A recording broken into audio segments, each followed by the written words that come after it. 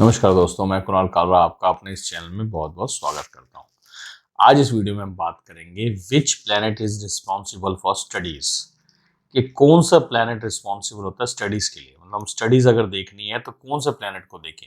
अक्सर क्वेश्चन होता है, आप लोग जनरली मेरे चैनल में भी पूछते हैं और भी जगह पूछते हैं, क्योंकि जो क्वेश्चन पूछ रहे हैं यानी उन इच्छुक है, वो कुछ जानना चाहते हैं। या तो उनकी पढ़ाई में प्रॉब्लम आ रही है या उनके बच्चों की पढ़ाई में प्रॉब्लम आ रही है, क्योंकि ऐसे बिना वजह कोई क्वेश्चन नहीं पूछता। बिना वजह थोड़ी किसी के पास वेला टाइम पड़ा हुआ है कि वो आके क्वेश्चंस पूछी जा रहा है। गूगल पे भी, यूट्यूब पे भी, हर तरफ वो पूछ रहे हैं, मगर उसको सही जवाब नहीं मिल पाता।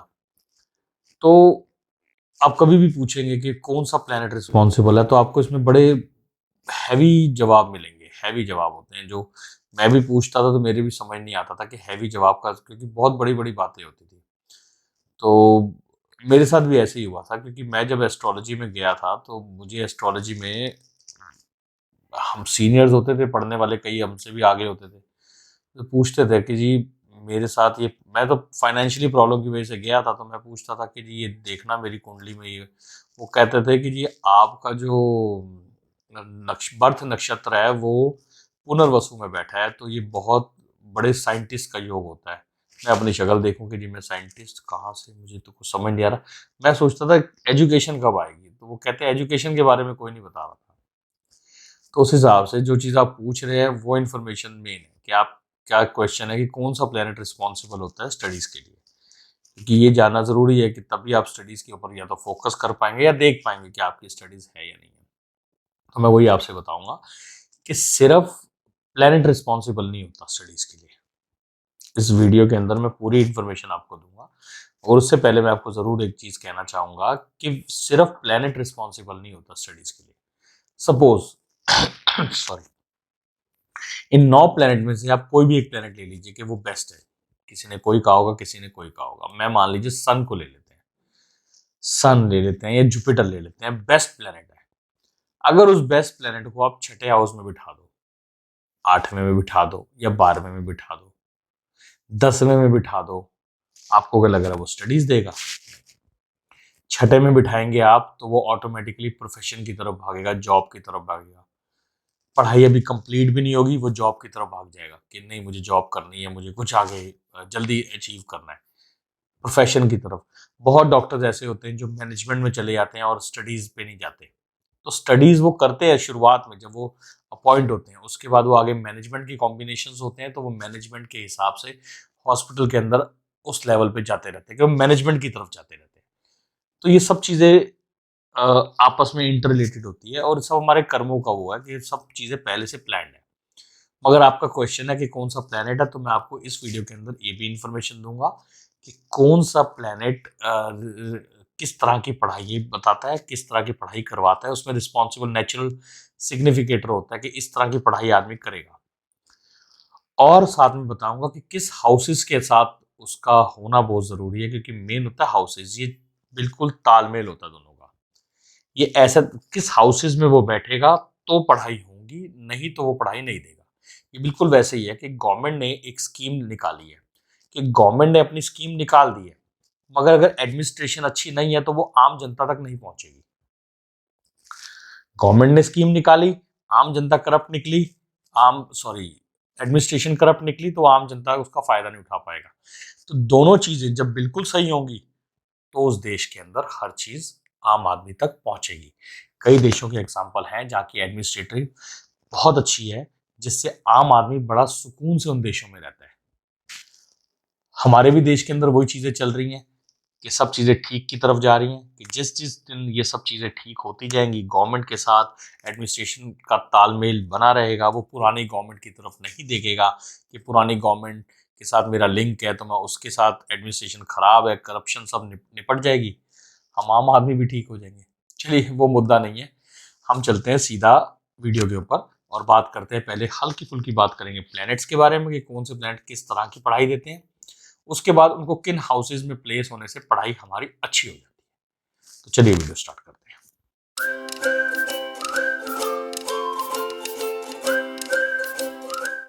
सबसे पहले हम ले लेते हैं सन, कि अगर सन प्लैनेट है तो सन प्लैनेट है किस तरह की पढ़ाई देगा, कैसे होता है वो एक तो टेक्निकल पार्ट है, मगर बेसिकली हम ये समझते हैं कि अगर आपके सन की दशा चल रही है और प्लानिटरी कॉम्बिनेशंस हैं आपके पढ़ाई के हाउसेस के साथ कनेक्शन बैठ जाता है, तो किस तरह की पढ़ाई आप करेंगे उस पर बात करते हैं, ठीक है। तो आगे जो मैं प्लैनेट्स के बताऊंगा किस तरह की पढ़ाई करेंगे आप, वो उसके बारे में बात करते हैं। सबसे पहले सन को ले लेते हैं। सन क्या करेगा? सन देगा आपको पढ़ाई एडमिनिस्ट्रेशन लेवल की, कि आप एडमिनिस्ट्रेटिव स्टडीज करेंगे, कि जिस भी मतलब आपकी जो रुचि होगी या आपका जो इंटरेस्ट होगा वो एडमिनिस्ट्रेटिव पढ़ाई की तरफ होगा, मेडिसिन लाइन की तरफ होगा, कि मेडिसिन की पढ़ाई करेंगे, एडमिनिस्ट्रेटिव लेवल की पढ़ाई करेंगे, कहीं ना कहीं जिस काम में मैनेजमेंट जुड़ा हो, जिस काम में ज्ञान जुड़ा हो, नॉलेज जुड़ी हो, इस तरह की, कहीं ना कहीं किसी की हेल्प के साथ कुछ जुड़ा हो, कि कहीं ना कहीं किसी की हेल्प कर सके, सर्विसेज रिलेटेड, वो काम या उस तरह की पढ़ाई आप करना पसंद करेंगे। मून ले लेते हैं अब। मून आप लेंगे तो कहीं ना कहीं आप मैनेजमेंट की तरफ जाएंगे। जैसे मैनेजमेंट सन में भी थी, मैनेजमेंट, एडमिनिस्ट्रेटिव मैनेजमेंट, मगर मून के अंदर होटल मैनेजमेंट आ गई, हाउस कीपिंग, हाउस मैनेजमेंट, बहुत तरह के कोर्सेज और बहुत तरह की स्टडीज इस टाइम मार्केट में शायद हमारी नॉलेज में नहीं होती, क्योंकि हर स्टडी हमारे आगे आती नहीं और हमने भी उस लेवल की नहीं की हुई, तो वो सारी नहीं आती। मगर स्टडीज समझ लीजिए हाउस से रिलेटेड, होटल से रिलेटेड, जिसमें आपको सर्विसेज देनी है, जिसमें आपको हॉस्पिटैलिटी हॉस्पिटैलिटी जो जितनी भी हॉस्पिटैलिटी के अंदर रेंज आती है वो सारी मून के अंदर आएगी, कि मून से रिलेटेड में होगी। अब बात करते हैं हम मंगल की, मार्स। अगर मार्स के अंदर आप स्टडीज कर रहे हैं तो मार्स के लेवल की स्टडीज क्या होंगी? आप सर्जरी से रिलेटेड स्टडीज कर सकते हैं। अगर आप डॉक्टर लाइन में हैं तो आप सर्जन की तरफ जाएंगे। आप फिजिकल फिटनेस की स्टडीज ले सकते हैं, जिसमें जिम मोटिवेशनल स्पीकर्स हो गए, आप ये हो गए, डाइटिशियंस आ रहे हैं, फिजियोथेरेपिस्ट आ रहे हैं, मतलब बॉडी बिल्डिंग से रिलेटेड, इस तरह की सारी चीज़ें, आर्मी इक्विपमेंट्स, आर्मी से रिलेटेड स्टडीज़, सर्जरी, आर्मी, जो इनके इक्विपमेंट्स बनते हैं उनसे रिलेटेड कोई स्टडीज़, जैसे स्टोन की ग्राइंडिंग वगैरह, फिनिशिंग वगैरह, इस तरफ भी आप जा सकते हैं। अगर हम बात करते हैं अब राहु की, राहु एक एक्स्ट्रा ऑर्डिनरी प्लानट है। राहु के अंदर जो स्टडीज होती हैं, आप स्टडीज कैसे करेंगे? सॉफ्टवेयर इंजीनियर्स की स्टडी कर सकते हैं, सॉफ्टवेयर सॉफ्टवेयर डेवलपमेंट, कुछ अलग तरीके से आप कंप्यूटर हैकिंग, और कोई भी आप जो स्टडीज कर रहे हैं, अगर इस पीरियड में राहु का पीरियड आ रहा है तो वो एक्स्ट्रा ऑर्डनरी ग्रो करेंगे, आप एक्स्ट्रा ऑर्डनरी उसमें डेप्थ तक जाएंगे, कुछ पाताल की स्टडीज, कुछ ऐसी जैसे एस्ट्रोलॉजी भी होती है, कुछ ऐसी चीजें जो जमीन के अंदर दबी हुई हो गई हैं, जो जो नॉलेज दबी हुई है, जब जिसकी तरफ कोई देख नहीं रहा, आप ये भी कह सकते हैं हमारे संस्कृत की तरफ भी जा सकते हैं, आप वेदों की तरफ भी जा सकते हैं, इस तरह की पढ़ाई राहु करवाएगा।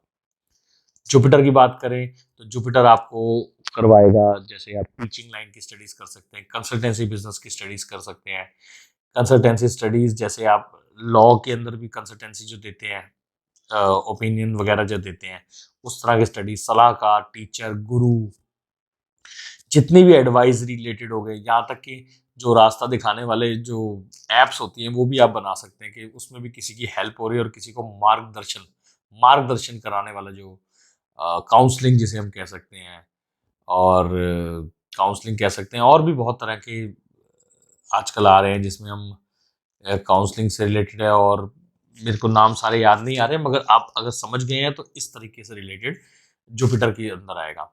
शनि के अंदर जुडिशरी की स्टडीज हो सकती हैं, जुडिशरी, लॉ, पुलिस, इस तरह की स्टडीज, और क्लरिकल जॉब्स, या किसी भी स्टोन्स की फाइंडिंग, स्टोन्स को जमीन से निकालना, ऐसी कुछ चीज़ों की स्टडीज आप शनि के पीरियड में कर सकते हैं।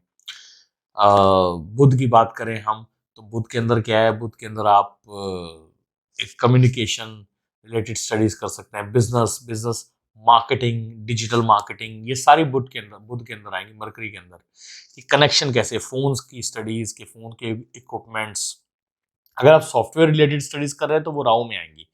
मगर आप कम्युनिकेशन रिलेटेड, कम्युनिकेशन कैसे बनाना है, कम्युनिकेशन कैसे बिल्ड हो, सोशल मीडिया, ये सारा कुछ आपको मरकरी और मून के अंदर आएगा। सोशल मीडिया मून का होता है। अब हम बात करते हैं अगला, केतु। केतु की बात करें हम तो केतु अध्यात्म की स्टडीज करवाएगा, कुछ ऐसी स्टडीज जो आपकी फैमिली में किसी ने पहले ना की हों, जिसे हम ट्रैवल से रिलेटेड स्टडीज भी जितनी भी आएंगी ये केतु के अंदर आएंगी। नॉलेज, जैसे एक प्यास, एक नॉलेज रहेगी और भटकना रहेगा कि जिसके अंदर वो आदमी कुछ ऐसी बीमारियों की खोज करेगा, जो बीमारियां या कुछ ऐसी जो पुरानी चीजें, पुराने हमारे जो वैद वगैरह जो चीजें निकालते थे, वो सारी चीजें आएंगी। वैसे अगर वो वैद बन रहा है या इस तरह की कोई जैसे हम कहते हैं ना, लोकल डॉक्टर्स भी आजकल अवेलेबल होते हैं, आजकल नहीं मतलब पहले अवेलेबल होते थे, वैद, चूरन छाप, वो सारा कुछ भी जुपिटर के अंदर ही आएगा। अब बात करते हैं हमारा लास्ट प्लेनेट वीनस। वीनस की बात करते हैं। वीनस को क्या समझते हैं हम? वीनस जो होता है, वीनस हर चीज का एक्स्ट्रा ऑर्डिनरी रिजल्ट देगा। फैशन डिजाइनिंग, कपड़े सिलना जो होगा वो नॉर्मल उसमें आएगा, मून में आएगा कि नॉर्मल कपड़े सिल रहा है आदमी। मगर वीनस के अंदर वो फैशन डिजाइनिंग होगी, जिसमें कपड़ा फाड़ कहते हैं, जीन्स कटी हुई होगी तो वो वीनस के अंदर आएगी। इस तरह की स्टडीज होगी। तो मतलब जिस भी कम्युनिकेशन के अंदर फोन्स हो गए, फोन्स के अंदर टीवी देखना है, फोन्स के अंदर और चीजें कई यूज करनी जो हमारे काम की भी नहीं होंगी, मगर वो सारी चीजों के बारे में स्टडीज करना।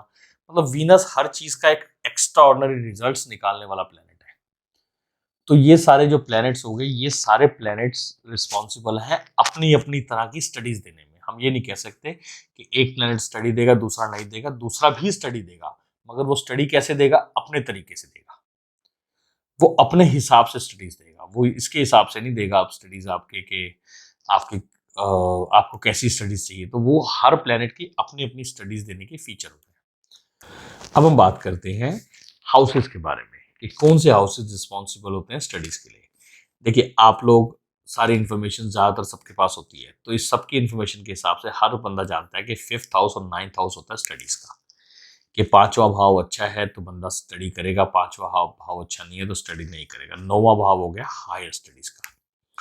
तो ये कॉमन है कि इसमें जोन सा प्लेनेट होगा, उस प्लेनेट के क्या कॉम्बिनेशंस बनेंगे।